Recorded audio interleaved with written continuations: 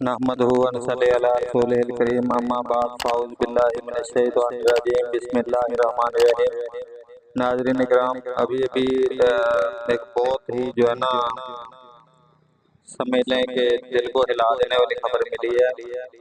فیصلہ آباد سے یہ خبر آئی ہے اور ہمارے سیالکوٹ کے بڑے پیارے بھائی حضرت مولانا قاری لیاقت علی باجوہ صاحب حافظ اللہ تعالیٰ، انہوں نے جب سینڈ کیا تو صحیح بات ہے نا، ایک دفعہ تو ہل کے رہ گئے ہم کہ سینکڑوں نہیں ہزاروں علماء اور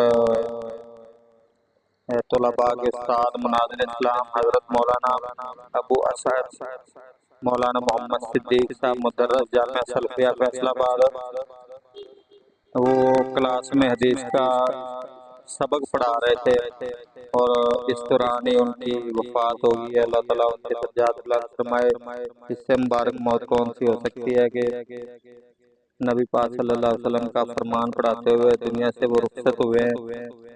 اللہ پاک قیامت والے دن آپ صلی اللہ علیہ وآلہ وسلم کے ہاتھوں حوض کوثر کا جام ان کو نصیب فرمائے، اور یہ 3-4 دن کے اندر اندر یہ چھٹے علماء حدیث ہیں جو کہ دنیا سے کوچ کر گئے۔